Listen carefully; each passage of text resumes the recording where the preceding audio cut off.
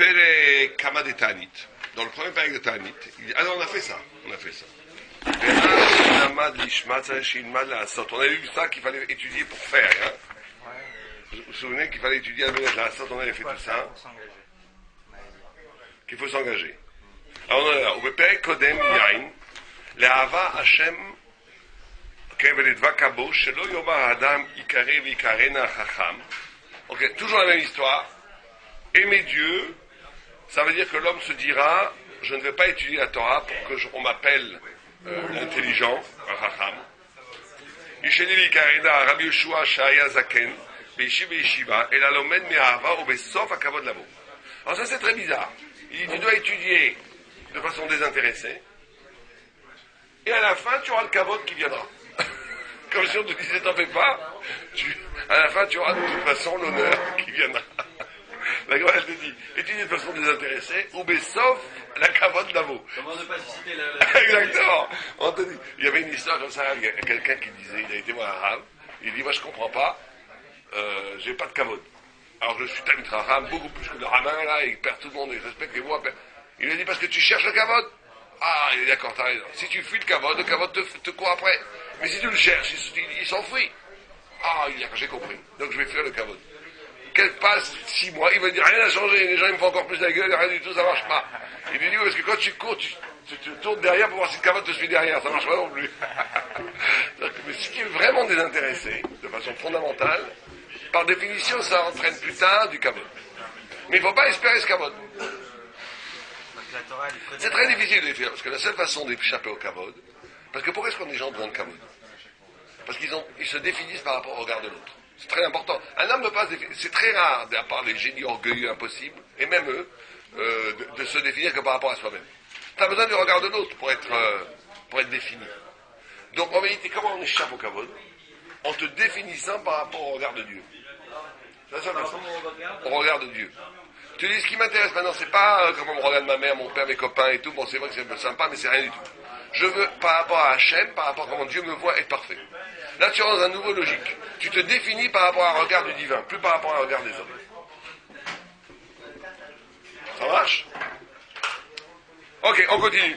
En tous les cas, il dit, sauf à kavod avoshtema, ksharim et azboitecha, ketot aluach libecha. Il y a écrit que c'est une allusion à la Torah. Alors, maintenant, l'amour de Dieu se traduit de façon existentielle pour nous par le fait qu'on est dvekut bo idbar, qu'on se colle à lui. C'est quoi qu'on se colle à lui? C'est-à-dire qu'on s'inspire de sa façon de faire. S'inspire, qu'on aussi dans la prière, on aime prier, on aime être au-delà du fait qu'on demande l'argent, la santé, des choses qui est important aussi, il faut demander. Mais l'expérience même de la prière est une délectation d'être avec Hachem. C'est ça, se coller à lui. Par contre, il nous dit une chose ici très dure. Il dit, on ne peut pas arriver à une dvekut, à être collé à Dieu, sans l'étude de la Torah. L'étude de la Torah, elle est fondamentale pour alimenter un espace intérieur, pour alimenter en nous une dimension spirituelle qui fait qu'on est collé à Dieu. Comment on a expliqué les malades. Donc l'étude de la Torah permet de façon fondamentale un collage avec Dieu. Alors c'est pour ça le problème. C'est pour ça que la Torah fondamentalement elle est le lieu de la rencontre avec Dieu, le rendez-vous avec Dieu. Si tu étudies pour d'autres raisons, si la Torah pour d'autres raisons, tu n'auras pas la dvekut. Tu n'auras pas la dvekut, tu n'auras pas la, comment dirait la dvekut, pas la fusion, j'aime pas le mot fusion, collage, ça se dit, non, osmose, non, on ne peut pas être en osmose avec Dieu, Dieu est infini. On va dire la... Le principe de dvekut, c'est le triade de métier. Ouais, mais on peut de notre vie ici. C'est une dynamique, c'est une tendance vers. C'est une tendance vers, mais il faut être capable dans notre vie à nos jours d'être collé à Dieu. C'est-à-dire quoi, dvekut Hachem, ça veut dire que tes motivations fondamentales, elles sont suscitées par la spiritualité. C'est ça, c'est très dur. Donc tu fais les choses non plus pour tes intérêts, pour ta protection, pour ton bénéfice.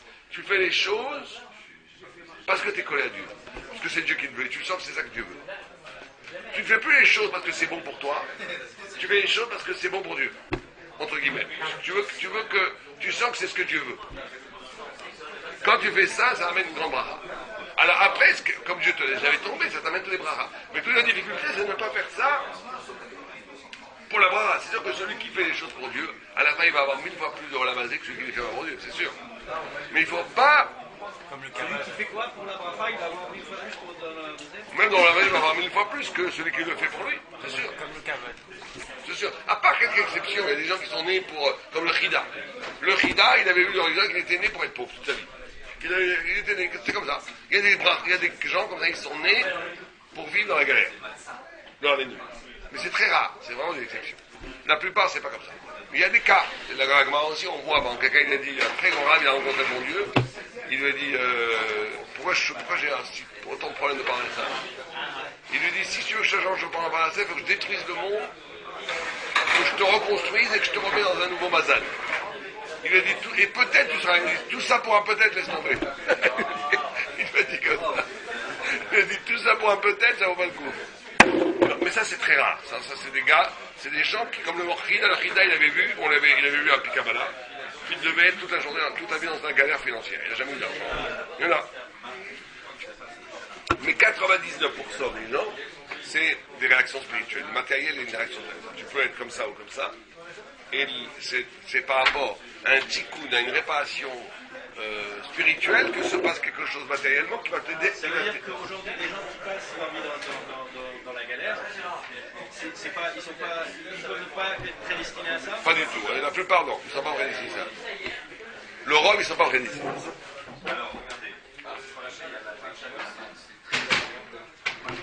C'est les tikkunim.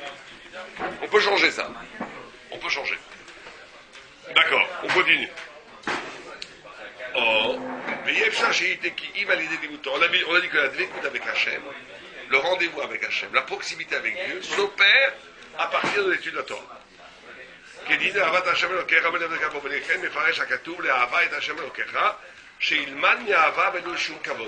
Donc il faut étudier par amour la Torah et pas pour le kavod. Parce que c'est ça qui t'amène une dvékout.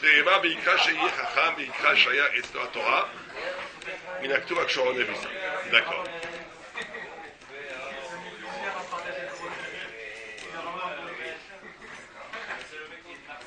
Vraiment, ok. Donc, cette idée-là, c'est qu'il te dit, en vérité, la Torah, elle ne devient une dvékout avec Hachem, et ce que te dit le Maral, c'est que c'est pas magique. C'est parce que tu as justement été capable de dépasser la notion du kavod, parce que tu as été capable de te construire à partir d'un cheminement spirituel, que tu deviens dvékout à Hachem. Alors que tant que tu es dans le kavod, ça veut dire que tu es encore dans un monde superficiel, où tu as besoin de la reconnaissance de l'autre pour exister, donc tu as été dans l'amazé. Donc il n'y a pas de dvékout. Donc en vérité, le dépassement de l'ego, ou le dépassement de la reconnaissance, le dépassement de l'orgueil, tout ça, c'est pas que des questions morales ou éthiques, c'est des possibilité d'arriver à un niveau spirituel tel que tu peux enfin rencontrer Hachem. Que tu peux enfin être avec. ויצא התורה דבכתב מקדמי לקשרים, וכדי שהתורה כבר כתובה לפניו, אבל לגבי תורה שבעל פה צריך קודם הכנה ולימוד שיקבל התורה בעל פה. וכיכר אומר קשרים על ליבך, ואחר כך, אני dis, התורה, il y a deux parties, la Torah שבכתב et Torah שבעל פה. Torah שבכתב, c'est la Torah qui t'est donnée d'emblée. Tu n'as pas besoin tellement de faire d'efforts. Il suffit d'écouter et tu reçois. C'est-à-dire que dans la Torah, il y a deux niveaux. Il y a un niveau qui est d'accepter la Torah. Tu la reçois. Il suffit d'écouter que tu la reçois. Il y a un autre niveau de Torah où tu dois acquérir la Torah. C'est-à-dire qu'il y a deux niveaux. Il y a un niveau d'accueillir la Torah. Le Maral, il la caractérise par la Torah Shem Birtav, la Torah écrite, qui est donnée déjà. Tu n'as qu'à la lire. Il faut simplement faire un travail d'accueil. Écoute. Shema Israël. Mais il y a un deuxième niveau de Torah qui est de construire une compréhension de la Torah, ça part de toi. Il y a un niveau où tu deviens kadosh, parce que tu accueilles la Torah. Il y a un deuxième niveau où tu deviens chacham, parce que tu t'investis personnellement dans la compréhension de la Torah et tu vas développer donc une forme d'intelligence propre qui t'est propre du rapport à la Torah. Tu as les deux. Il faut les deux. C'est dans la deuxième étape qu'on considère que la Torah te transforme. Les deux te transforment, mais de façon différente. Un, elle te transforme de façon passive, c'est juste une question d'accueil. Celle qu'on reçoit sans effort, vous croyez qu'elle... Oui, oui, parce que le fait même d'être capable de la recevoir, c'est déjà, peut-être pas un effort, mais c'est déjà un geste spirituel. Et les gens ne sont pas capables même d'accepter une extériorité qui veut leur dire qu'est-ce qui est bien ou mal. Ils vont dire tout de même ce qui est bien et mal. Donc le premier moment de rupture, c'est d'accepter dans sa vie, de ne pas être le centre névralgique de toutes ces décisions, mais d'accepter que ça vient d'Hachem. Tes références du bien, du mal, du haut, du bas, c'est la Torah. C'est la première. Sans ça, on est mal barré. Les gens qui sont toujours obligés de tout décider, ils ne vont jamais avancer en Torah. Donc avant, accepter même une chose que tu ne comprends pas, les choses qu'on ne comprend pas. La Torah, elle te dit, par exemple, des choses, des fois, même choquantes pour nos esprits modernes. On te dit, ça, tu acceptes. Ce que la Torah dit, tu acceptes. Tu mets kabel. Mais il y a un deuxième niveau qui est pas simplement d'accepter ce que la Torah te dit, de travailler une compréhension à partir de ta propre intelligence, à partir de toi. Tu travailles à partir de toi. D'accord? ואחר כך מביא ראיה לאהבת תורה ממה שנאמר ואחרי דרכנו כל נתיבות השלום. בדבר כמו זה לאור בוודאי מצד הנואם והשלום שיש בתורה. Et il dit celui qui aime la Torah et celui qui suit la Torah, il amène automatiquement du shalom.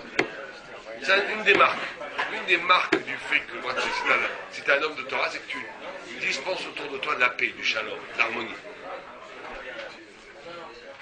כן?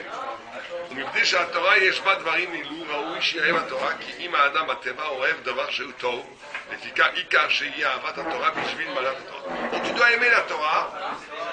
Alors comment est-ce qu'on aime la Torah? Je te dis, c'est pas juste un dogme. Comment tu arrives à aimer la Torah?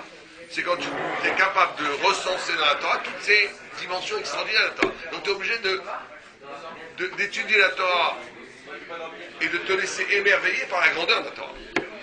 Il faut voir ce qui est top dans la Torah, voir ce qui est bon dans la Torah, pour commencer à l'aimer. Donc c'est en étudiant de plus en plus des textes qui te plaisent. C'est pour ça qu'il y a écrit que la Torah, tu l'étudies ce qui te plaît. Il y a écrit Adam Lomed, Ela Ma Shechavez Libo. Un homme n'étudie que ce que son cœur aime. Donc on n'a jamais vu ça dans les mitzvot. On n'a jamais vu qu'une mitzvah, tu mets ce que tu mets, si tu n'aimes pas, tu ne mets pas étudier. On n'a jamais vu ça. Une mitzvah, tu les fais, tu les aimes pas. Que ça soit dur ou pas. Mais la Torah, c'est pas comme ça. La Torah étudie ce que toi. Quelqu'un il aime la Haggadah, et tu la Haggadah. Quelqu'un il aime la Halakha, et tu la Halakha. Quelqu'un il aime le Iyun en Gemara, et tu la Gemara. Quelqu'un il aime ça, et tu la Kabbalah, et tu la Kabbalah. C'est pas important. L'important c'est étudier. Pourquoi? Parce que justement ce qui est important dans la Torah, c'est l'adhésion. L'adhésion intellectuelle et spirituelle. Or l'adhésion, elle passe par l'amour. Tu es obligé d'aimer la Torah. Ce que tu étudies, tu ne peux pas étudier en te forçant. Tu dois te forcer un peu des fois pour arriver à comprendre ce que tu aimes vraiment. Mais il y a un travail d'amour, de fusion avec la Torah, qui se passe par, au contraire, d'éveiller, de grandir les parties que tu aimes.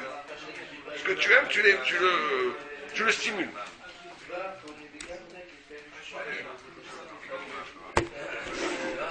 וכאשר ילמד התורה בשביל אהבת התורה, יש לו דבקות בו ילברה, כי אהבה לדבר הוא שהדבר. Donc quand tu aimes ce que tu étudies, tu vas forcément faire corps avec ça, et donc ça va développer ta dvékout avec Hachem, puisqu'on dit que la dvékout avec la Torah amène automatiquement une dvékout avec Hakadosh Baruch Hu. Quand tu es dans la Torah, plus tu étudies la Torah, plus la présence divine, la Shrina, la lumière divine va être dans ta vie, plus tu vas être collé à cette dimension spirituelle de la révélation divine. Donc ça va en même temps tout ça. Oh. On a un intérêt personnel. Quel intérêt? On aime étudier. On a un plaisir personnel. Vous avez raison. Mais c'est ça qui est assez formidable, c'est que l'amour de la Torah, le plaisir de la Torah n'est pas considéré comme un lolishma. Aussi, il faut s'interroger pourquoi. Aimer étudier la Torah, c'est pas considéré comme un lolishma. Parce que le lolishma, c'est ce qui ramène à l'intérêt du corps, de la maîtrise, de la puissance, du Yatzerara. Là, c'est un plaisir spirituel. Le plaisir spirituel, c'est juste l'âme qui s'épanouit. L'âme qui s'épanouit, c'est très bien. On t'a pas dit d'être un gourjnitch, d'être un nul, d'être zéro, on te dit d'être bien. Or le vrai, quand tu es pas l'ishma, c'est pas que c'est pour toi tellement.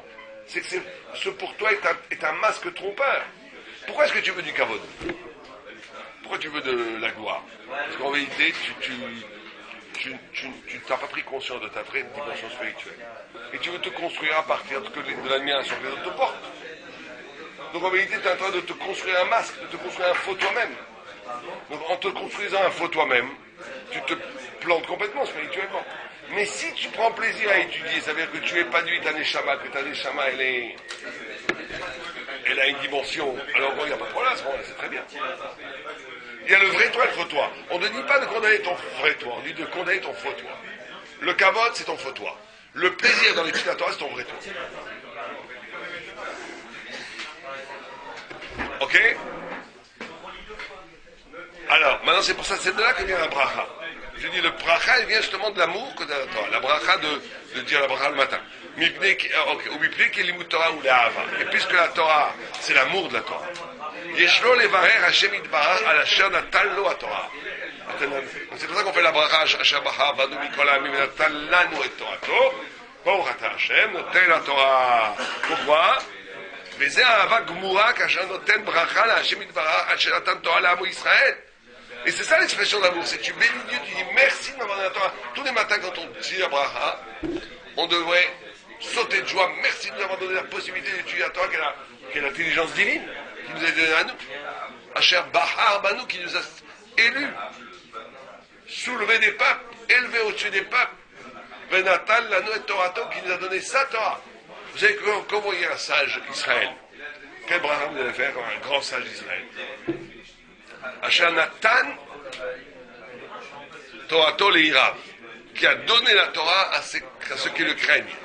Quand vous voyez quand vous voyez un grand savant goy, vous voyez Aristote dans la rue, qu'est-ce que vous voulez faire? Shechilek Chochmato le Bnei Adam. Voilà la différence de trucs. Un c'est Natan, l'autre c'est Chilek, l'autre c'est Ben Adam, l'autre c'est ceux qui le craignent. La Torah c'est Noten. Noten, quand tu donnes, c'est une partie de toi que tu donnes. C'est-à-dire que quelque part le Chacham juif, il est en communion avec Dieu.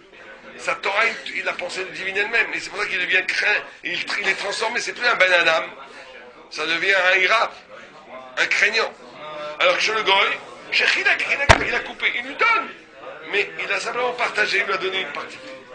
Et ça reste un Ben Adam, les Bnei Adam, ça reste un Ben Adam. L'intelligence ne va pas modifier l'homme fondamentalement dans sa structure humaine. Donc la Torah, elle change. Donc la bracha qu'on donne, la Asher Bahar Banu Mikol Ha'amim, qui nous a élus parmi tous les peuples, et Natal Lanu et Torah, qui nous a donné sa Torah. Ça donne une dimension d'amour extraordinaire entre nous et le peuple juif. ובגמרא בפרק כמה דברכות, מה מברך? אמר רבי יהודה בר השי"ב, ברוך אתה השם אלוקינו לעסוק, בצד אשכנז ככל ברכה, לעסוק בדברי תורה.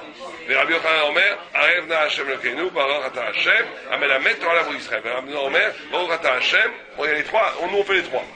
אשר בחר בנו מכל אביב, ברוך אתה השם, נותן התורה. ואלו שלושה ברכות, רבי יהודה סובר. Alors on dit il y a trois brachot. Nous on fait les trois, mais c'était trois opinions la Gemara. Eux ils en faisaient qu'une. Là il dit la sok al divrei Torah. Nous on fait pas la sok al divrei Torah. Al divrei Torah. D'accord. Eux, les Ashkenaz font comme la Gemara. La sok al divrei Torah. S'occuper de divrei Torah. C'est la première. La deuxième, il y a un Revna qui nous a adouci la vie, Hashem Elokeinu. Mais la mettre Torah l'amo Israël. La troisième, Asher Bahar Banu qui nous a élus, etc. Donc on a trois brachot, trois opinions. Donc il va expliquer le Maral, la position de ces trois brachot. Ve'elu shlosha brachot Rabbi Yehuda sover ki yesh levarer al brachat haTorah, kmo shar brachot hamitzvot, shemavarim al hamizvah kulam. Rabbi Yehuda qui dit al divrei Torah ou la sok al divrei Torah, il dit la Torah elle doit être conforme aux bénédictions de toutes les brachot.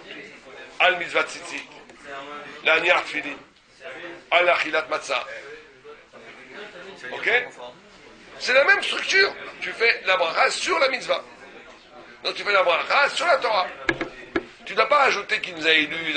Tu fais Baruch, comme tu fais la bracha sur la matzah. Baruch ata Hashem Elokeinu melech haolam al achilat matzah. Ou sur l'ulav. Baruch ata Hashem Elokeinu al netilat kulav. Donc là, al divrei Torah. Pour Rabbi Yehuda, il dit que tu dois faire exactement comme n'importe quel bracha. On va voir pourquoi. Mais moi, je m'arrive la sok, divrei Torah, mais là, l'ilmot Torah. Et pour Yashka, on dit pourquoi la sok? Pour Yashka, c'est le Maral et Yashka, ils font dans la bracha de s'occuper des divrei Torah. On ne dit pas al divrei Torah. נראה כי אם מברכים כאן היה משמע על תורה שהיא התורה כהלכה, כי זה עיקר התורה, ואם לא היה מקבל להלכה, לא היה זה נקרא תורה. וזה אינו כלל כי אף שאינו מקבל להלכה, הוא גם כן מצווה לפי כמה מברכים לעסוק בדברי תורה. Ok, Donc il dit, pourquoi est-ce qu'on dit, pourquoi est-ce que les Ashkénazes disent la sok b'divrei Torah? Parce que si tu disais à la Torah, tu aurais cru que la mitzvah d'étudier la Torah, elle n'est que si tu fais la Torah qui est la vraie Torah, ça veut dire la Torah qui est valable depuis après la halakha. Mais que si tu étudies des choses qui ne sont pas dans la halakha, tu ne ferais pas de la Torah. C'est pour ça qu'il te dit, non, tu dis, à la sok b'divrei Torah, même si tu t'occupes de choses qui ne sont pas effectives tout de suite, du moment que tu étudies la Torah, même si elle n'est pas dans la halakha, c'est une mitzvah, on va dire. Comme là, on étudie la Torah, c'est pas dans la halakha. C'est une mitzvah. ויש לומר גם כן, כי ללמוד שהיה בו במחשבה, בברכה זה מברכים על תורה, הוא כמו ברכת מצווה, שהיא על מעשה, ולכן מברכים לעסוק בדברי תורה. Il dit aussi, toute la force de la Torah, c'est de la rendre d'une pensée à une action. Quand tu étudies, tu ne dois pas juste penser, méditer. Tu dois parler, tu dois demander à l'autre, tu dois bouger, tu dois vivre cette Torah, tu dois vivre cette étude. C'est pour ça qu'on dit la sok b'divrei Torah. D'accord? ומקום מקום אין מכאן ראיה כי אפשר לפרש איפה כי העסוק ונקרא על שיתעסק ופונה על דבר. Donc il dit, ce qui est important pour Rabbi Yehuda, c'est le rapport frontal avec la Torah. Tu ne dois pas commencer à tourner une périphérie qui nous a élus, ou qui nous donne Yarevna, qui nous adoucit notre vie. Tu dois faire la bracha sur l'essence même de la pratique de l'étude. Ça c'est Rabbi Yehuda. Rabbi aussi lui dit, ça va chaîner la sok b'divrei Torah. Des noms mais les chants mitzvot. Lui Rabbi aussi dit, tu peux pas faire une bracha banale quand tu dis la Torah. Baruch atah Hashem Elokeinu melech haolam al divrei Torah ou la sok b'divrei Torah. Tu peux pas faire ça. Pourquoi? Parce que en faisant ça, tu banalises l'étude de la Torah, tu la réduis à une pratique comme n'importe quelle mitzvot. Or l'étude de la Torah c'est beaucoup plus important, beaucoup plus fort que n'importe quelle mitzvot. Pourquoi? כשכל האדם השם ידבר מוציע אותו מן הכוח אל הפועל. אין לימוד תורה ביד אדם. כמו שהמצוות רק השם ידבר מוציאו שכל האדם מכוח אל הפועל. לפיכך יש לברר על דברי זה יערבנה. Il te dit, c'est ça qui est extraordinaire, il te dit, ce qui est spécifique dans l'étude de la Torah, c'est que c'est toi qui crée l'étude. Les tfilines, ils existent avant toi. C'est quelque chose qui existe en soi.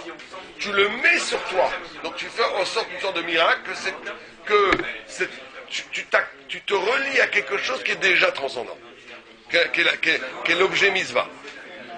Alors que l'étude, elle n'existe pas tant que toi-même tu ne l'as pas actualisée dans ta pratique d'étude. Tu es toi-même le géniteur, quelque part, de cet événement qui s'appelle l'événement de vérité d'étude à toi. Donc tu ne peux pas faire une bracha sur un objet qui n'existe pas. Al Torah, d'après Rabbi aussi. Tu dois dire qu'au contraire qu'il nous a adouci, nous a béni, qu'on puisse produire la Torah. En d'autres termes, la Torah, elle est produite par la rencontre de toi à la parole de Dieu. Mais tant que toi, tu ne t'exposes pas à l'écoute de la Torah, tant que toi, tu ne t'exposes pas à la réflexion de cette Torah, il n'y a pas de Torah. Alors que les films, ils existent en toi. Donc c'est pour ça que pour Rabbi aussi, tu ne peux pas faire une bracha classique sur l'étude de la Torah. Tu es obligé de faire une bracha qui rend compte que la Torah dépend de toi. C'est pour ça qu'il a écrit la Rabbi aussi. On dit quoi? Vas-y, dis-moi la deuxième.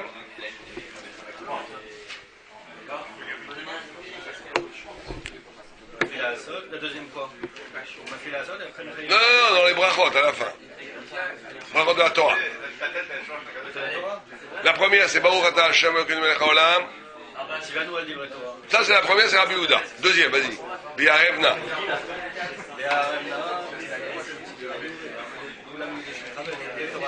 Comment ils traduisent? C'est la traduction là? Très bien, comment ils traduisent? Yarevna, c'est qui nous a... comment on pourrait traduire Yarevna? Non, c'est il nous a adouci, il nous a donné la douceur. Yarev, ça veut dire douceur. D'accord? Donc lui, il dit que cette bracha, cette deuxième bracha, elle rend compte du fait qu'on ne fait pas une bracha sur une mitzvah, mais on devient nous-mêmes le producteur de la mitzvah. C'est ça qu'il dit. Rav Hamnouna qui est la troisième. Ça veut dire qu'on la restitue, qu'on est capable de la restituer. On n'est pas capable de créer un événement torah qui s'appelle l'étude de la Torah. Il m'a mis sa vie sur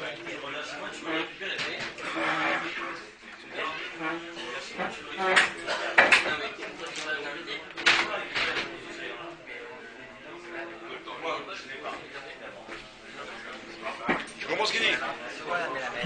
Hein? Ah, mais la mec, il enseigne. Melamed Torah, un mot Israël. C'est-à-dire que c'est là que le grand secret de l'étude de la Torah, c'est que quand tu te mets. Là, la nuance, elle est un peu subtile. Je ne comprends pas très bien c'est quoi le sens de ça. On adoucit l'étude de la Torah. Vers à droite, complètement à droite. C'est quelque chose de plaisir. Plaisir, c'est ça, plaisir. Qui nous donne, qui nous comble, ou qui nous. On voit qu'il y a la notion ici personnelle, si vous voulez faire. Une notion presque personnelle. C'est comme on dit, de voir, il y a une siphonnette, ça arrête la rosée. Ils traduisent pas. Bon, il y a rien de ça veut dire qu'il nous fait plaisir. Je vais te traduire moi un mot dessus. Tu l'as ici, regarde. Où est-ce que c'est? D'accord. Bien, rêve n'a que tu nous. Rêve, ça veut dire plein de choses. Qu'il nous fasse plaisir, qu'il nous adoucisse, qu'il rentre en nous. Aussi dans les revous. S'il te plaît, Hachem Elokeinu, et divrei Torah Trabepinu, que tu nous fasses rentrer en nous la Torah. Ah, donc. Israël, dans les bouches. Donc c'est lié à la capacité de le restituer. Exactement. Dans les bouches de ton peuple, le peuple juif, ni que nous soyons nous-mêmes et nos enfants, notre descendance et la descendance de nos descendances, qu'on soit tous, qu'on connaisse ton nom et qu'on enseigne ta Torah de façon désintéressée. Baourata Hashem, que tu sois béni, Amen Amen.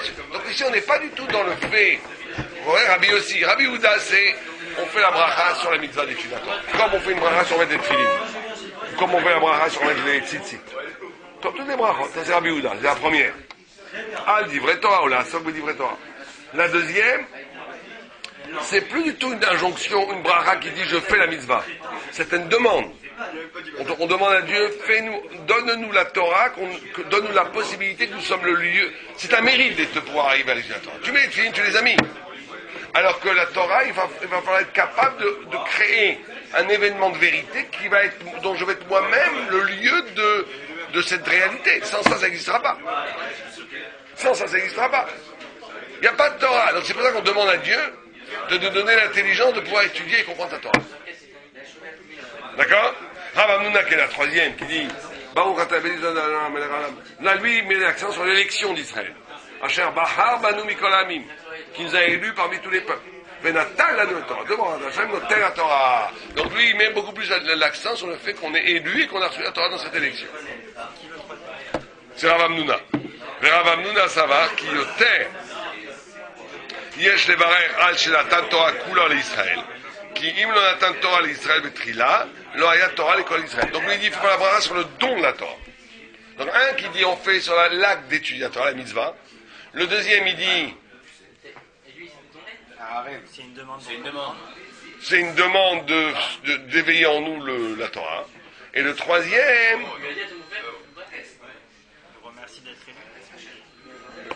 sur le don de la Torah lui-même.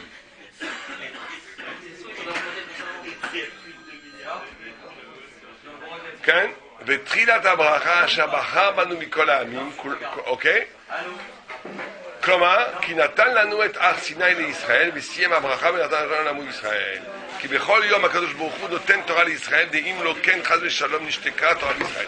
Donc il dit que le don de la Torah, il est continuel.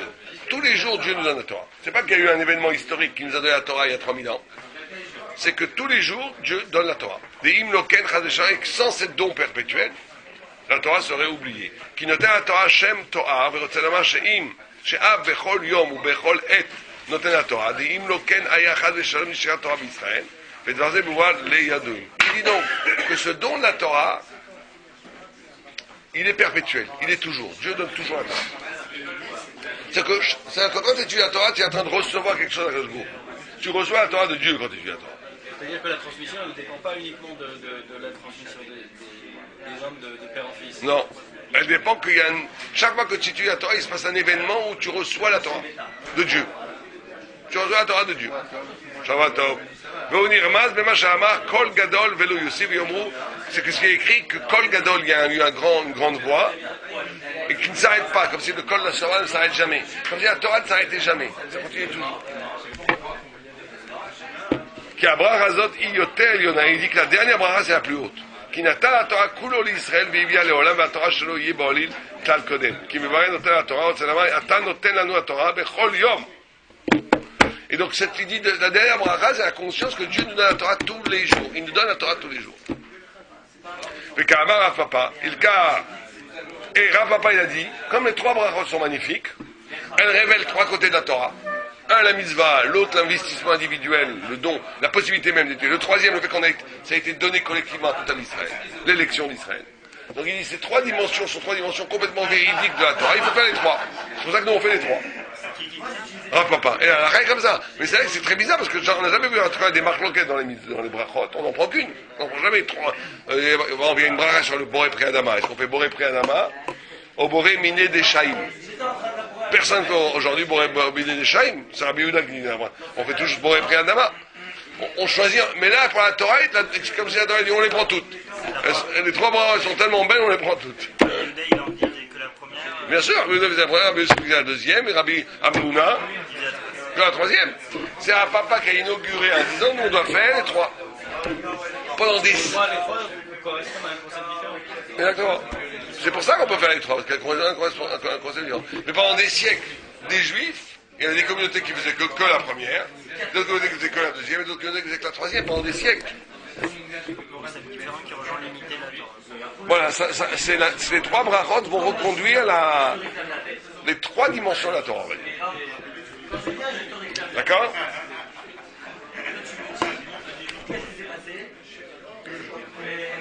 Je veux dire à papa, il kan emru lekulo, שיש לברך על המצוות שעוסק בתורה כמו שמברך על שאר המצוות.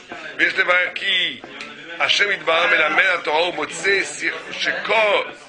שכולו של אדם, ששכלו של אדם על הפועל, la Torah est ce qui permet à l'esprit de l'homme de devenir réel, de s'exprimer, permet à l'homme de manifester en acte et en vérité sa pensée.